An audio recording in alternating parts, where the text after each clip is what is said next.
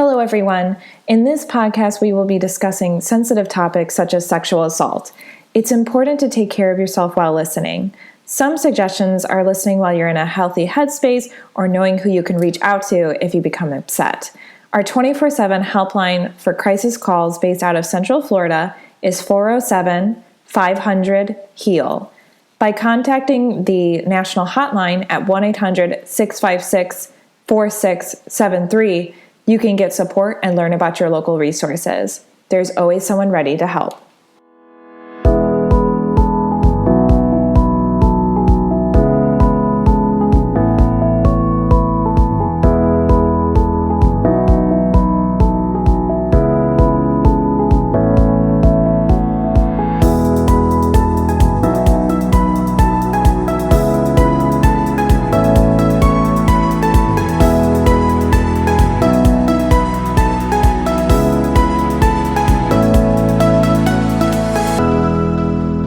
Welcome to the Victim Service Center podcast.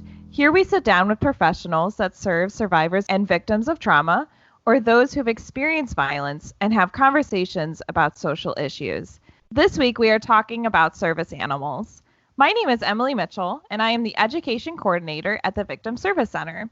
With me today, I have Detective Suzanne Ellis Clouchet. Susan is a detective with the Osceola County Sheriff's Office in the Special Investigations Unit, or SIU, working crimes against children and sex crimes. She has been with the Sheriff's Office for almost 21 years, working 18 of those as a detective, and has been in the SIU for 17 of those years. Almost 3 years ago, Susan was blessed to start using her dog, Murphy, as the Sheriff's Office first therapy dog, helping to relax children that have been victims of abuse before law enforcement has to interview them. Susan, thank you so much for being here today. Thank you. The pleasure's all mine. Thank you. And also, I know that this is just audio, but Murphy is also physically here with us. Equally as excited.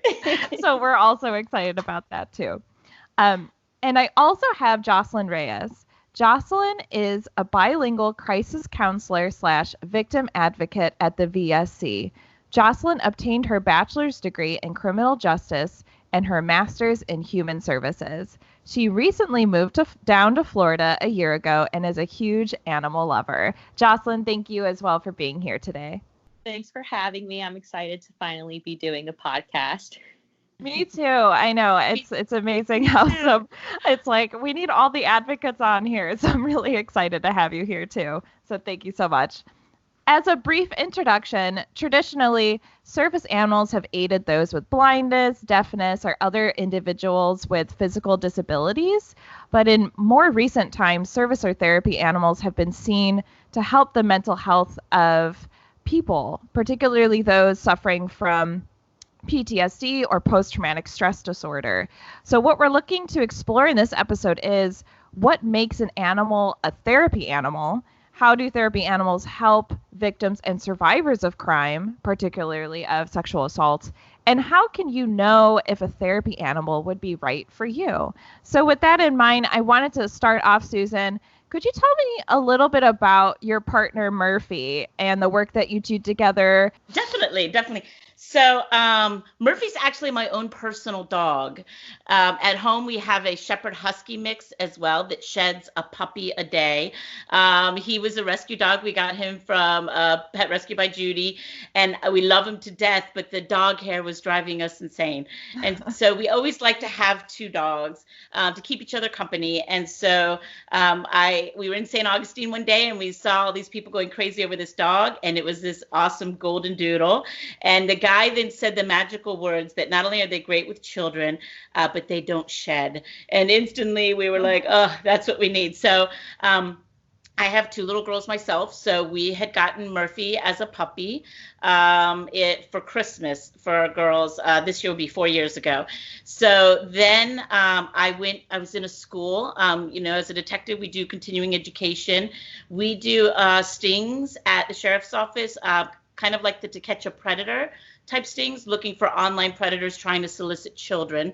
So I was in a school in South Florida learning how to do that. And a guy there said, "Hey, have you heard about the therapy dog program?" And instantly the other detectives and I thought, it's a therapy dog for the detectives. Like that, we could use that so much, And when I looked into it a little further, it's actually the Brevard County Sheriff's Office started the program here in Central Florida.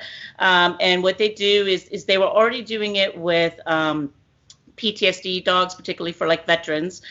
They had a detective that was going for his master's degree, and he did his thesis on the therapeutic effects of therapy dogs with children that have been victims of crimes, and found great results.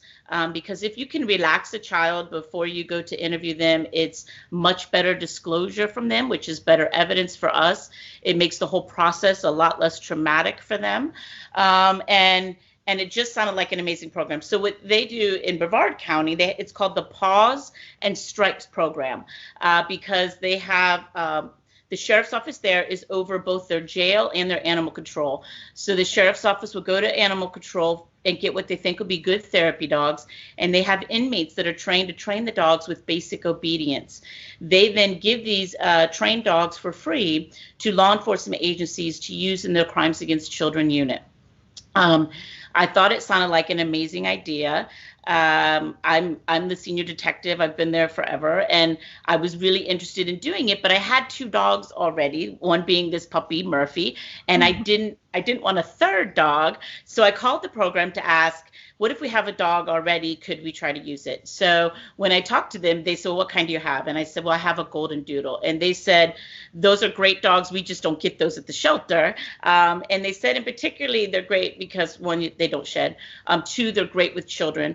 But the other big reason is this breed of dog happens to be hypoallergenic, which they said, there's nothing worse than showing up on a scene with a cute dog to try to relax a child, and the child's allergic to dogs. So they said that would be great. So the other thing they do when they go to give one of their dogs to an agency is they put on a course. It's called the Investigative Therapy Dog course. And it's a 40-hour course that you go down and you learn how to not only interact with your dog during interviews, but also by taking them, we took them to out a lot in public, like Home Depots, and we got to go into a restaurant and sit in a restaurant with them. And so it was really pretty cool. So once I found out all about the program, at the time, our chief, she was a former canine handler for, I believe, at least 15 years. So she certainly knew of the therapeutic effects of therapy dogs.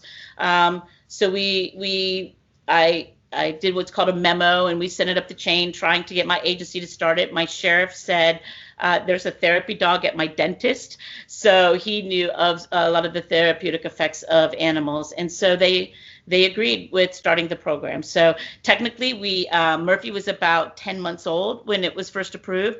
And you're not allowed to use the dogs with children until they're a year old during interviews. So we began just bringing him to the sheriff's office, getting him used to being socialized, which was really the biggest amount of training I think that the dogs need, is just getting them used to being pet and being around people and stuff like that. So that's how we started. So it was pretty awesome. Yeah. Oh, that's such a good journey. It is. I joke because doing this job is not always easy. And I joke that nobody ever wanted my job until I had a cute dog I get to bring to work every day. And now it's awesome. So I love it. Yeah. And do you think, so you said that the longest part of his training was just getting him used to being pet and handled. Did he get, what was difficult about it? Was it just like overwhelming for him, or? Not at all. I mean, the biggest part is just, he was still kind of a puppy. He's still kind of like a puppy. He runs a little wild at times, and he really, he kind of runs the sheriff's office. There's multiple offices where the women have treats, and he knows exactly who has them. And, so it was just mostly, I mean, he's great with people petting him. I mean, that's never been an issue. Part of the 40-hour training is they also, we go through the Alliance of Therapy Dogs to make him a registered therapy dog. So although we did the 40-hour school, then after that, we also had to go with an examiner with the Alliance of Therapy Dogs, we had to go on 3 different occasions to nursing homes and have him go through the nursing homes, and they have to watch as he interacts with people and whatnot. So, yeah, I need more training than he does. So he's not too bad. Oh, that's great. Yeah, I just was curious. I have a feeling the sheriff's office would not be the same without Murphy at this point. Yeah, no, it really isn't. It's very sweet to watch. And, he's meant for the children and the victims, but he's extremely therapeutic to the employees just at the sheriff's office. We have deputies that see some pretty horrible things sometimes, and dispatchers. We were blessed one day to be up in dispatch, and a dispatcher was on a call, a man who had just shot his wife, and his children were on the phone, and we just happened to be there at the right time. So we literally sat next to the dispatcher, and she just pet Murphy as she continued to do the dialogue with they were adult children, but until the deputies could get there. So it was awesome just to be there for her. So yeah, it's really been a blessing all around. Thank you so much for sharing all of that. I'm really excited to delve deeper into, what Murphy does and stuff. Yeah, definitely. Jocelyn, I had a question for you. As a victim advocate, have you ever worked with a therapy dog before or had a client with an emotional support animal? So I have personally never worked with a therapy dog before. I will say that working at the Victim Service Center, this is kind of like my first field job after graduating. So, I never really had any experience before, so I haven't gotten the opportunity to work with a therapy dog. Since being at the Victim Service Center, I don't believe that I've had a client that has had a therapy dog or a therapy animal. But one thing that I do notice a lot is when we ask our clients to identify their support systems, a lot of them do mention their pets and their animals. But after hearing the story, I really wish that I had a Murphy at the Victim Service. Definitely. Yeah, Murphy would be really nice, I think. Yeah. Definitely. So what do your clients, when they talk about their animals, what do they bring up as their support? What do the animals do for them that helps support them? So one of the things that, they identify their animals as being support systems, we kind of like to review who they identify their support system to be. We go through family, we go through friends, coworkers. And the last field is actually very general. It says other support systems. And to me, it's really intriguing that others, they automatically go to pets, or some of them even identify their animals and their pets as family members instead of that other category. But, they say that they are always with them, that they're their fur babies. They provide that emotional support, that constant companionship, and someone that they can just, rely on. Awesome. Thank you so much for sharing that. I love that. And I find it really interesting that Susan, Murphy came as your, family member, and then now is at the Osceola Sheriff's Office, which is really cool. So what is actually a typical day for you and Murphy, and how does Murphy assist victims of crime? Okay, so we get called out a lot. So anytime I'm on a call out, Murphy comes with us. I could tell you numerous stories, but I'll tell you a couple of awesome things. So the very first time we got to use Murphy was prior to his 1 year. We were still bringing him to the sheriff's office and letting him get used to being around people and socialize when the 2 Kissimmee police officers were murdered. And we had reached out. This incident happened on a Friday night, and we reached out that Monday morning and said, hey, look, we have this therapy dog. He's in training right now. If you'd like, we could come by your agency and just walk around with him. And they welcomed it, and my husband at the time, well, he's still my husband, but my husband said, okay, I get the kids liking him, but what are the adults going to care? And my husband was a detective with us at the time as well. So I said, well, meet me down there and walk through with us. So it was it was amazing because, of course, they were hurting extremely because this was so fresh. It had just happened Friday night. This was Monday morning. So we walked through, and Murphy wasn't even a year yet, so he was even cuter than he is now. But the people we walk into a room and they just kind of melted. And then to tell them what he's going to be used for just made them melt even more. So we went all through every room, had a young girl that apparently had responded to the scene that night that just got on her knees and just hugged him for a while. And it was extremely moving. We went even through dispatch. And all the dispatchers there, and dispatchers struggle, I think, even more because they have to just sit and hear it. They don't have the chance to be able to go, and so I think it's really hard for them as well. So it was awesome to be able to walk through, and both officers were buried that Thursday, and they asked us to come back on Friday, which was neat to walk through again. And now they all knew him, so we would walk into a room and they would light up, and they're like, "Murphy's here," and it was just so moving. It really was. And then even some of the family of the deceased officers were there, and just to see them smile at seeing a cute dog was just amazing. So, and my husband ate all his words back, like, okay, I get it now, to see how amazing it was. So I can tell you a story about our very first call out with Murphy was a little 10-year-old girl. And she had been sexually abused for 2 years by an uncle who lived in the home. And finally, one day, she told another little girl in aftercare at her school, who then told the counselor, and law enforcement was notified. So I show up at the school, and when I get there, she is clutching her mom, crying, barely able to, catch her breath, and not excited to see another police officer. But then all of a sudden, I pulled this cute dog out of the car, and she just stops crying.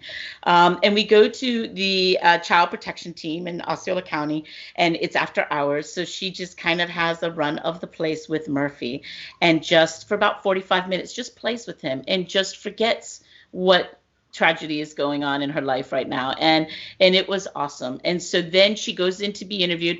The thing with therapy dogs, with ours here through the sheriff's office, is they're not allowed to be in the interview during the interview with the children.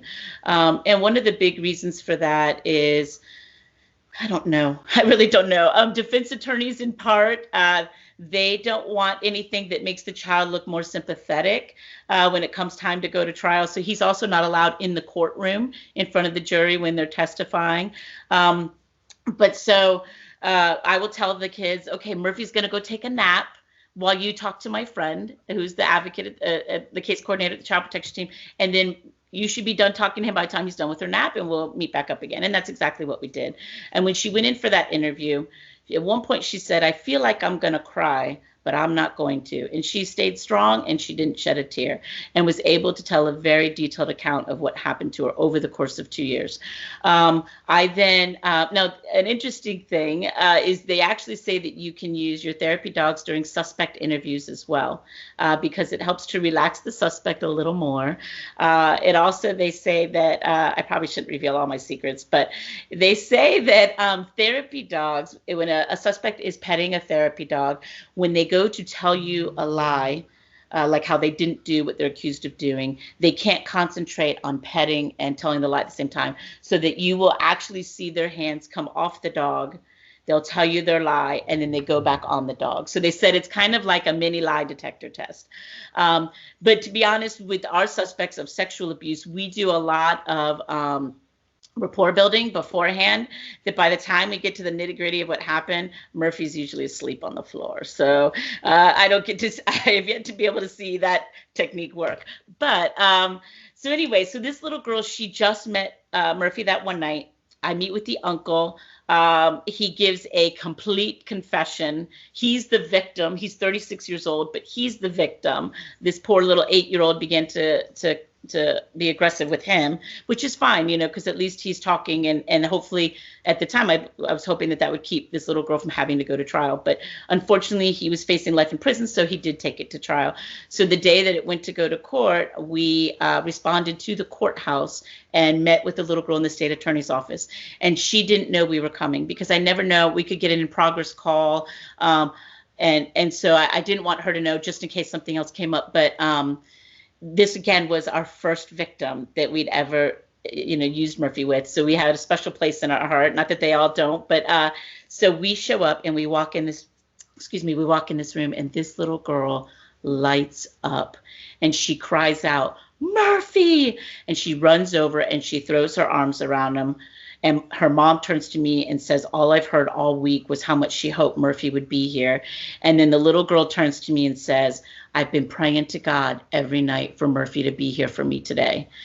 And right there, I was like, oh, it is so worth it, And that was just our first little victim. And she went on that stand in front of her uncle and was a rock star and said exactly what happened to her and didn't shed a tear. We stayed with her the entire day. We actually gave her and her mom a ride home by the end of the day. And her uncle is now doing life in prison, which is where he belongs. So. Wow, that's a wonderful story. Thanks so much for sharing it. Sure. Yeah, it sounds like Murphy makes a huge difference for a lot of victims of crime. So what a first victim to work with Murphy. That is amazing. Isn't that neat? Yeah. Thank you so much for sharing that. Sure. Jocelyn, as a dog owner myself, I can definitely see a difference in my mood when I'm around my animal. So can you explain a bit about the science behind why our animals calm us down so much? I think we went over it a little bit, but I didn't know if you had anything else you wanted to share. Yeah, absolutely. So animals have the ability to make us feel better, and they actually have a positive effect on our overall health as well. Because when we interact with animals, the level of our oxytocin hormones actually increase. So to briefly touch base on what, oxytocin hormones are, they are known as the cuddle and love hormones of the body. So they actually prohibit the production of the stress hormones to enter while they're kind of in effect. So this is why we tend to be and feel in an overall better mood around animals. Because they lower the amount of stress that we feel and increase that comfort level for us. So just like you, I have, a puppy as well. And when I'm on call and it's been a really, really stressful case, I come home and I just see him and he's so excited and I'm just like, oh, hello. And I just forget about the case that I was just on. That makes a lot of sense. Yeah. Thank you so much for sharing that. You're welcome. Susan, what is the difference between a therapy dog and a service animal? And are all therapy animals dogs, or are there other kind of therapy animals out there? So a service dog is a dog that provides the handler, that particular person, a service.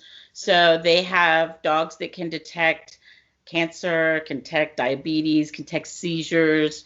They can detect all kinds of different things. Or even just panic attacks, that kind of a service dog. A therapy dog provides a therapy for, not that he isn't very therapeutic for myself, but he provides a service for others. So that's my knowledge of the main big difference between a support or service animal provides for that actual person. And then emotional support dogs are different from service dogs, and service dogs have a lot of regulations that they have to go through.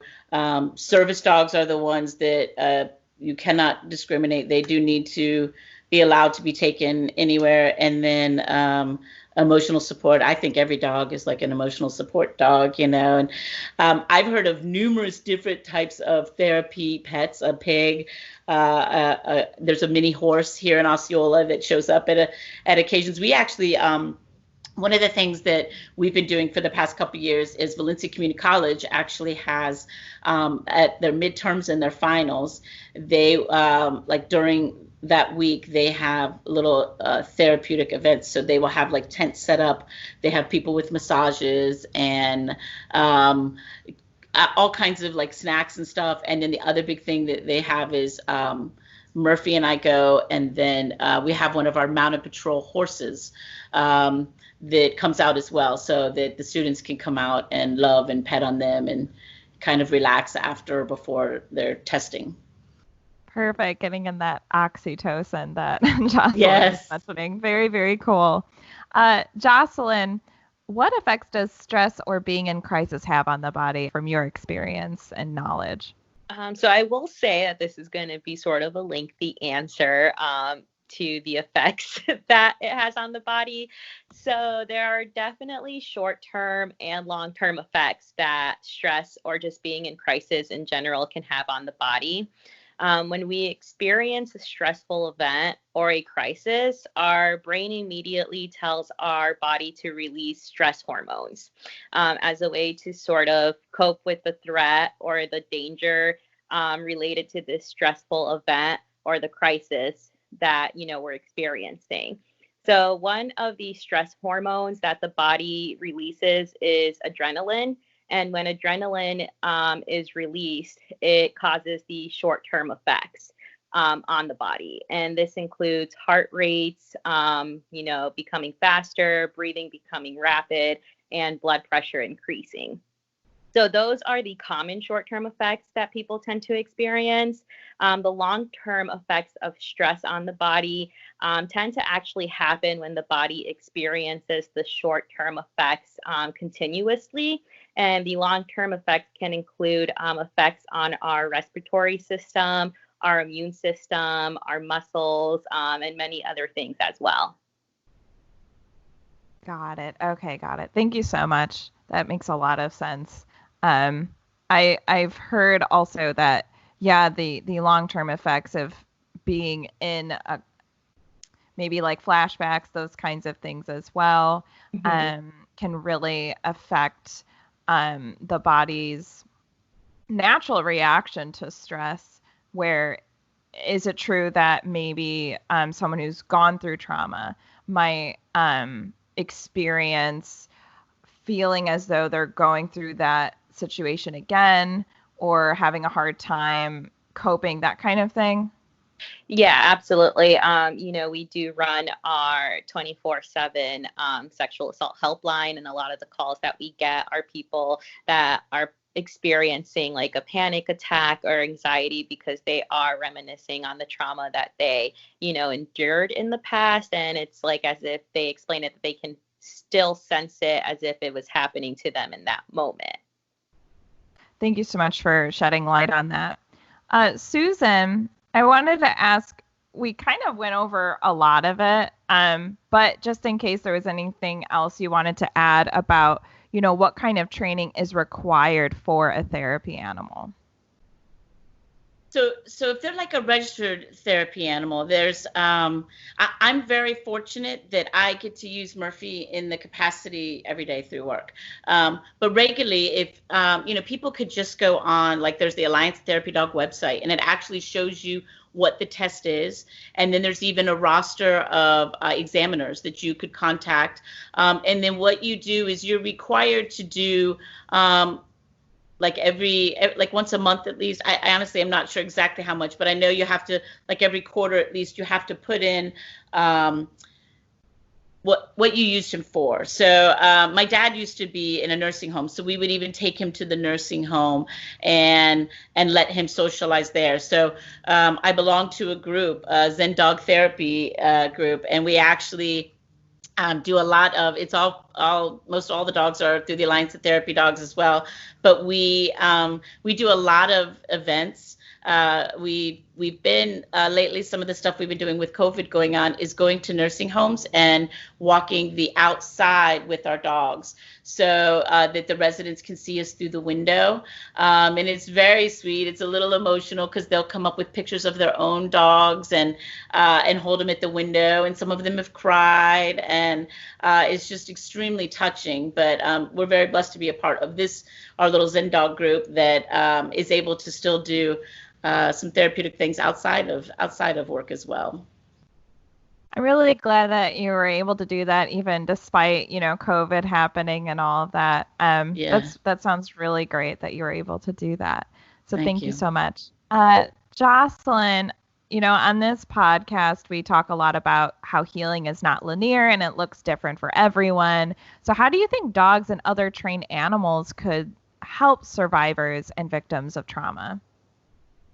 Yeah, so overall, I think dogs and other trained animals help survivors and victims of trauma because they help reduce, the stress and the anxiety of the trauma that they experienced while also providing comfort and support to these survivors and victims. What I personally noticed, in the healing journey of many of the survivors and victims that we work with is they have this fear or this difficulty of developing trust again or an attachment to someone. So I think that a dog or any other trained animal is a secure support system for them, that they can definitely trust and establish a healthy attachment with them. I didn't even think of that aspect of it. Kind of that loss of trust that a lot of survivors may face during their healing journey, and how dogs could assist with that and other therapy animals. So that's really cool. Thanks so much. Susan, I wanted to check in with you if there's any common misconceptions about emotional support animals or animals used for therapeutic purposes that you wanted to address. I don't know too many misconceptions per se. I know a lot of people who have wanted to be able to take their dogs wherever they go, so they automatically say it's an emotional support dog, and they feel that they should be able to take them wherever they want. And that I think part of the problems that we run into some of those is we get some people that their dogs aren't always very well behaved, and so we had a call a while ago, and it was a lady that was extremely angry, and because they weren't allowing her into this facility where she had this emotional support dog. But the problem was she was in there once before, and her dog was trying to bite and attack people. And so that's why they didn't let the dog back in. But, and so it's really important to get your dog the proper training so that, and it's really, I hate to put Murphy down at all, but it's really not that hard, like if Murphy's just a very happy-go-lucky dog and just a sweet dog and a well-mannered dog. So, it's not as difficult as it might seem. I remember you saying also that Murphy's particular breed was really ideal as well. So I don't know, are there some breeds that you think couldn't be therapy dogs, or do you think like all animals could, like if you really wanted your dog to be an emotional support dog or something like that? I don't know if you can speak to this, but do you think that there are any that like, oh, maybe that just wouldn't be perfect for them, not a good fit for that particular dog, like they're too energetic instead of like calming, if that makes sense? Right. I think it just depends on the breed and depends on people knowing their dog and a lot about how the dog is raised. I know a lot of people have a lot of fears and misconceptions about pit bulls, for example, and get fearful just to see one. But I believe it's truly in how the pit bull has been raised. There are some sweetheart pit bulls out there that would make amazing therapy dogs. I know there's dogs like Jack Russells who are extremely intelligent, but they're extremely hyperactive too. So I think it's just a matter of like knowing your dog and knowing if they're able to be calm when they need to be calm and not having aggression. I think is just one of the biggest factors in all of it. So absolutely. Thank you so much. That makes a lot of sense. Jocelyn, I wanted to ask you, if someone does not have the benefit of seeing a therapy dog or having an emotional support animal, how could they self-soothe? When it comes to self-soothing, I think the most important thing to keep in mind is that not every self-soothing technique or exercise will work for everyone. So I think it's very important to be aware, of our own mind and body when practicing self-soothing techniques so we can figure out exactly what works and what doesn't work for us. That being said, some of the self-soothing techniques or strategies that I would recommend Definitely conscious breathing. We use this one a lot, when someone is feeling overly stressed or just a lot of anxiety. We tell them to take a couple of minutes, practice some deep breathing, or even when someone is in a state of crisis and just crying, in order to calm them down, we have them take some deep breaths as well. This can be however long it takes for them to calm down and recenter themselves. Another good self-soothing technique I like to use with my clients is positive self-talk, especially working, with survivors and victims of sexual assault. A lot of them will tend to sort of put the blame on themselves first. So I just like to highlight the importance of just, positive self-talk, knowing that nothing that they did was their fault, or any like negative emotions that they may feel about themselves, or just any emotions in general that aren't that positive. Just, talking them through it, letting them know that they're not that adjective or emotion they make themselves to be. And then 2 more is just simply doing, anything that you enjoy doing, listening to music, cooking, reading, walking, exercising, whatever it is that brings you joy into your life. And then last one, I think it's just important to know who your support systems are. If you feel like none of these self-soothing techniques are really working for you and you just want to vent or just talk to someone about it, definitely reach out to your support systems or any warm line or, emotional helpline out there. Awesome. And it's always good to remind everyone that we have that 24-hour helpline, 407-500-HEAL, HEAL, so that you can always reach out to us as well. So thanks so much, Jocelyn.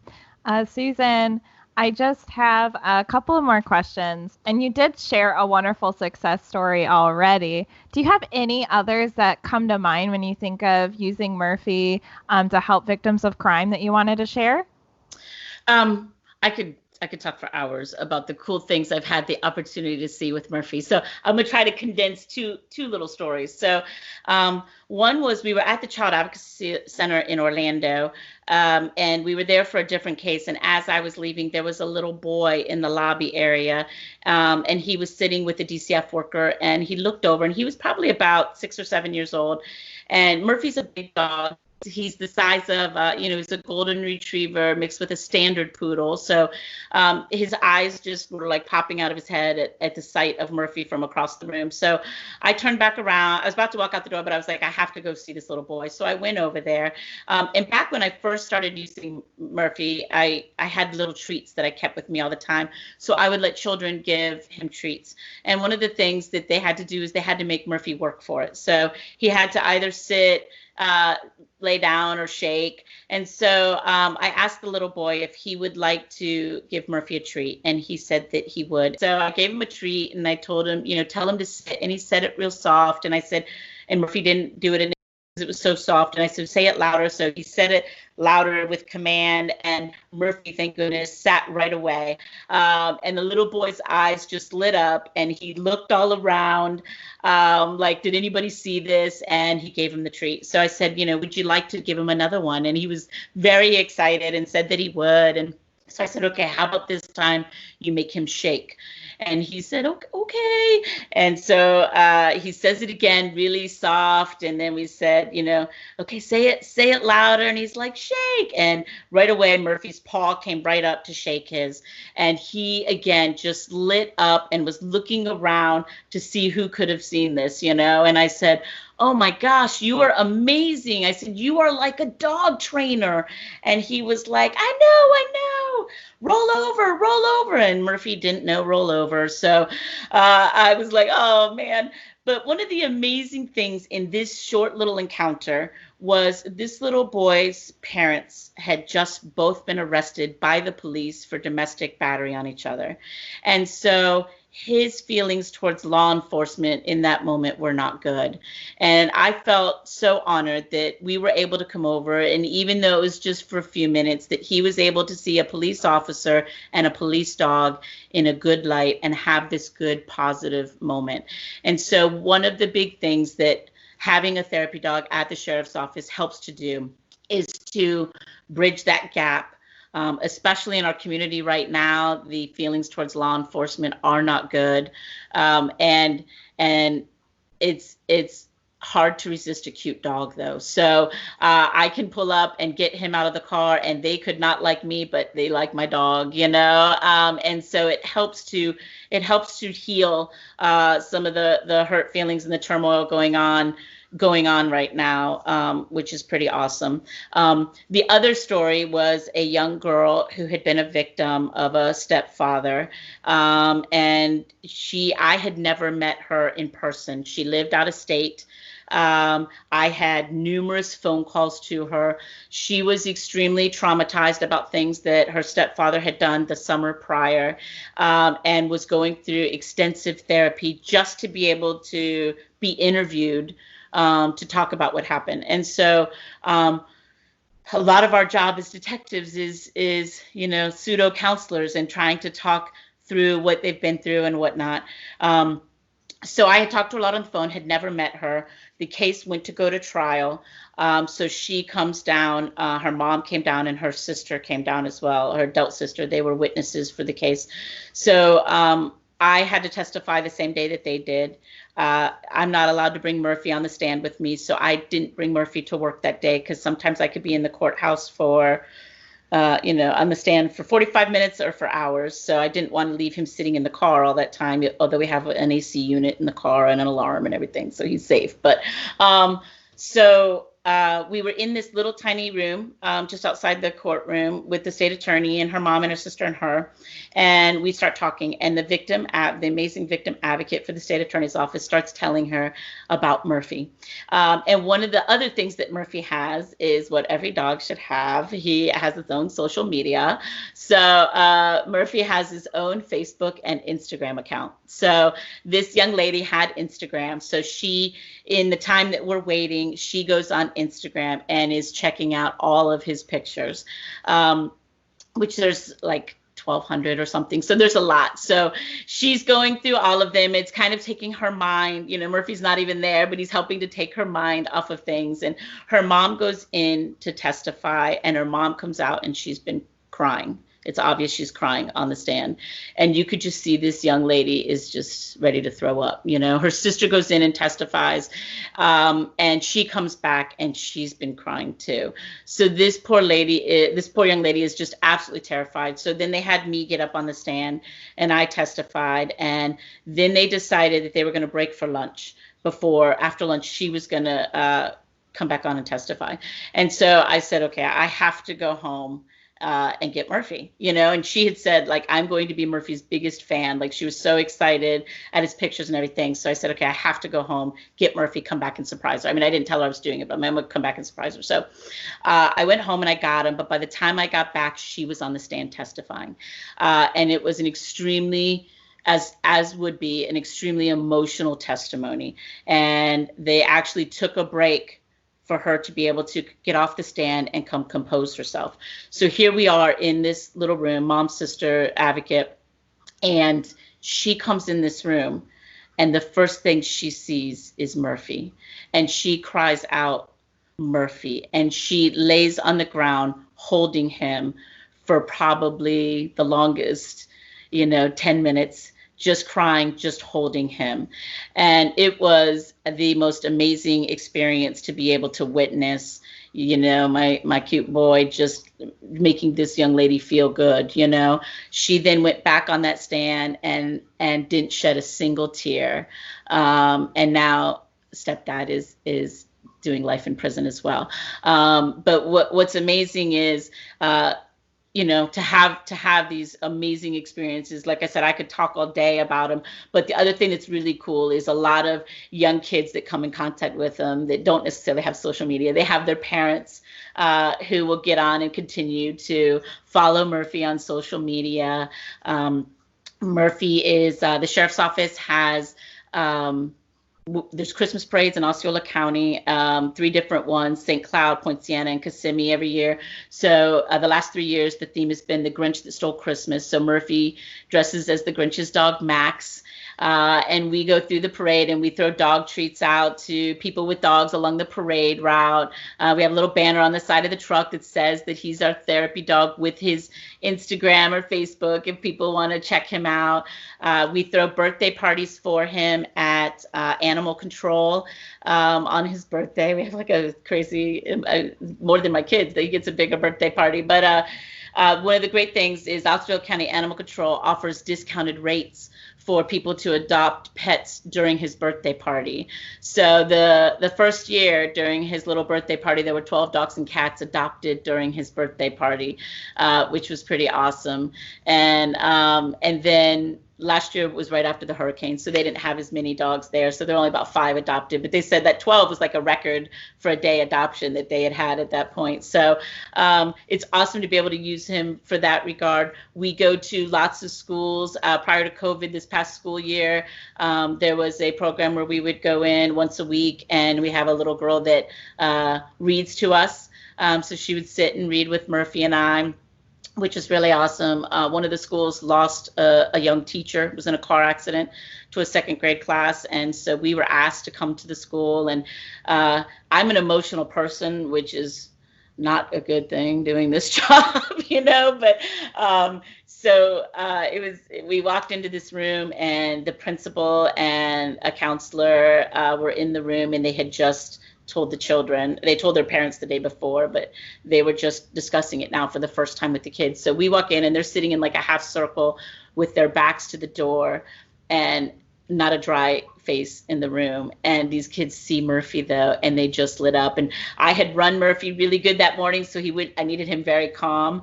So we went in and he just laid down in the middle of the kids, and they just pet him. And we explained that we didn't know their teacher. Can you tell us some stories? And we just watched their faces light up and tell us different stories. And then they went from there into writing letters actually to the young lady's parents, telling them how much their teacher had meant to them, which was pretty amazing. But the principal had said, like, we couldn't have come at a more perfect time, because it was right at the end of them disclosing to them, and just kind of, they said to see the looks on their faces when this cute dog came walking in the door was just awesome. It was awesome. So I can't count the awesome stories we've gotten to have in the last 3 years. That's amazing. Wow. I loved hearing all of that. And Thank if you. someone, maybe me, would like to follow Murphy on Instagram, how would you find it? Asking for a friend. Okay. Tell your friend. On Instagram, it's the letter K, the number 9, and then Murphy. On Facebook, we couldn't get the number 9, so it's KNINE Murphy. Okay. Okay, perfect. Thank you so much. I'm You're really very excited to look at all of those pictures. It'll be wonderful. Awesome. So Jocelyn, I had a question for you. As a crisis counselor at the Victim Service Center, you interact with clients almost on a daily basis who are in immediate crisis following a traumatic event. So how does trauma impact the brain, and what behaviors do we see as a result of that maybe a therapy dog could help with? I think we kind of delved into this question. Did you have anything else you wanted to add by chance? Yeah. So again, we briefly touched on this on one of the questions before, but my specific role with the Victim Service Center, I'm the advocate that responds to acute cases, which are essentially, individuals that have been recently sexually assaulted within a 120-hour window and that need a forensic collection. So that's my role. So because everything, is so recent, and the trauma is so recent, they're still, within that state of crisis. And, like I said before, just experiencing stress or crisis can lead to those short-term effects, heart rate, beating faster, difficulty with breathing or breathing rapidly. So, just with a therapy dog present, and, hopefully we get to plug that in and maybe we get one, who knows, I feel like, they will be able to release that oxytocin that I talked about earlier, which will help provide that individual with comfort and sort of prevent any further stress and help them de-escalate from that state of crisis that they're in. Yeah, because I thank you for shedding light on that. Because I think, when someone calls, the helpline, or when you do go and meet the survivor there at the SATC, the Sexual Assault Treatment Center, or wherever, I think your main role sometimes is it de-escalating the crisis at that moment, and how is that process usually?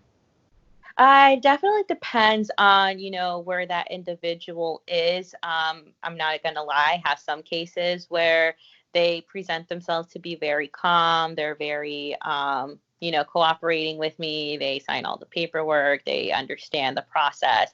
I have some, individuals that come in and they're overwhelmed with emotion. So essentially our job is to get them to de-escalate, in a sense, be sort of in a state where they are calm before they get into the room with our nurse that will do the forensic collection, because we want them to, be able to tell the nurse exactly what happened, where the evidence needs to be collected from, and just be more at ease during that whole process. The forensic collection itself can be somewhat uncomfortable for someone right off the bat who has experienced the sexual assault incident. So that's what we do. We'll go through a lot of self-soothing techniques that I talked about. Some people just want to talk. Some people want to know what will happen next. So just letting them know that we're there to advocate for them, and we're going to be there every step of the way. And just encourage them to move forward is what provides a lot of comfort for them.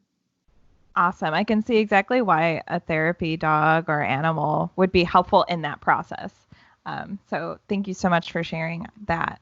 Susan, I wanted as a final question, how do you know if you could benefit from a therapy dog or emotional support service animal? That's a good question. I think anybody can benefit, as long as you like animals. If you don't like animals, then obviously it's not going to do anything for you. But as long as you like animals, I think, and it doesn't have to be a dog. It doesn't have to be, we have fish that are kind of neat to watch and can be very soothing just to watch them. My kids suckered me into getting tadpoles, and so we just raised a bunch of tadpoles, which I don't recommend. But it was kind of neat to talk to them and watch them grow and then release them. So I think any and every animal is therapeutic. So if you can find something that you enjoy, that you can afford, I mean, that's a big one, because I hate if people get animals that they can't afford.